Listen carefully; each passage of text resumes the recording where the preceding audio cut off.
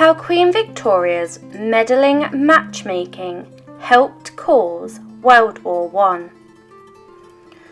Queen Victoria meddled in the lives of her children and grandchildren, and even chose their significant others, ensuring they married into the best or worst royal families throughout the world. Unbeknown to us of her intentions, the decision she made with matchmaking was to build a stronger Britain and better relationships with other countries across the globe. However, this was not always the case. Often, the royal lives would end in devastation and assassination for many of them. Although you would get a pretty glamorous wedding with opulent wealth, it would be overshadowed by the depressing lives after the wedding, and potentially this led to the outbreak of World War I. Please continue to support my channel by subscribing. Monarchs have been involved in the marriages of their offspring for hundreds of years. However, Queen Victoria had 9 children and 42 grandchildren, and therefore her influence on the political dynamics of the world were great.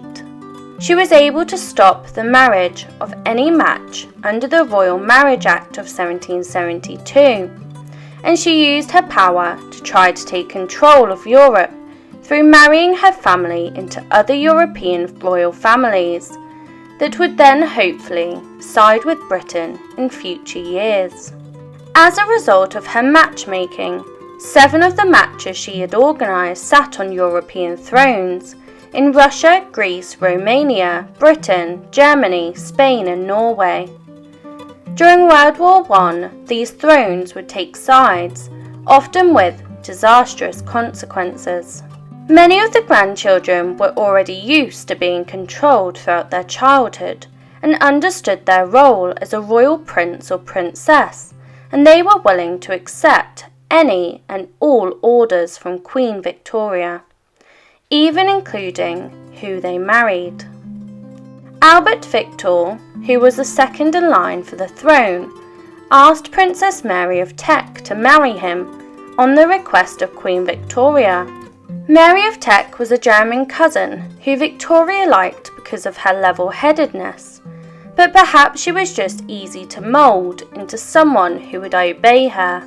Albert was rumoured to be gay, but as was expected of him as the heir to the throne, he dutifully proposed before being struck down with influenza that he tragically died from in 1892. After the death of Albert, Victoria then pressured Albert's brother, George, who was now second in line to the throne, to propose to Princess Mary instead. She went on to become the Queen Consort of George V, and the pair were beloved rulers.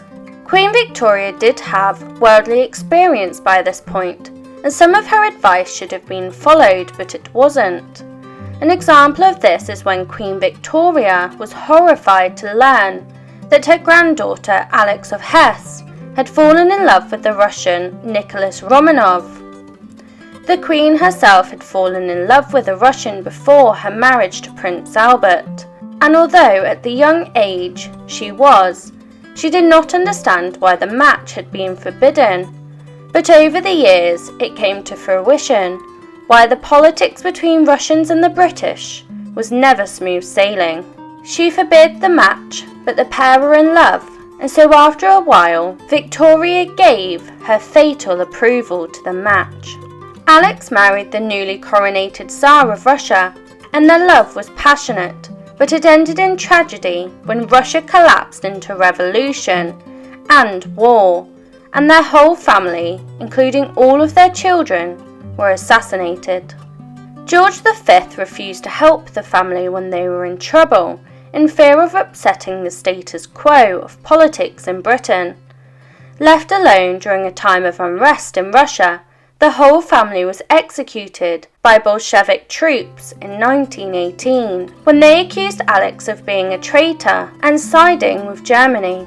Queen Victoria's most argumentative grandchild was Kaiser Wilhelm II. He had become a volatile ruler of the German Empire. He had been born to one of Queen Victoria's successful matches between Princess Vicky and Princess William of Prussia.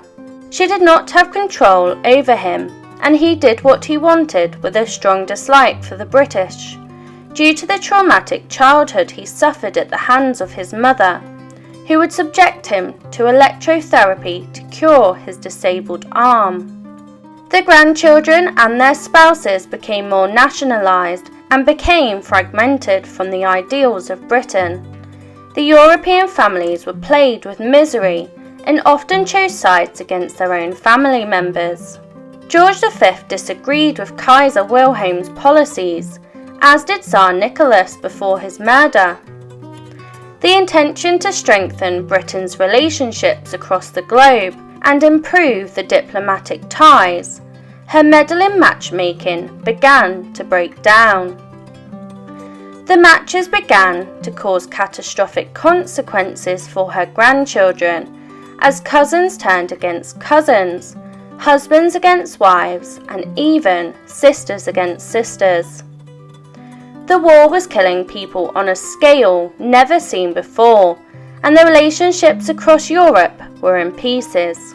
Although Victoria was dead, the results of her meddling marriages were still taking effect. Victoria Melita of Saxe-Coburg, Victoria's granddaughter, and Gotha wrote to her cousin, Marie of Romania, in 1917. There was nothing to look forward to, neither pride, nor hope, nor money, nor future. The war brought the end of many monarchies across Europe, including Turkey, Austria, Hungary, Germany and Russia. The idea of a prince and princess finding true love may be the dream of many, but for many of Victoria's grandchildren, what happened after the royal wedding was more like a nightmare. Please continue to support my channel by subscribing. Please comment, like and subscribe if you wish for more stories, and leave your suggestions below and I will endeavour to cover them.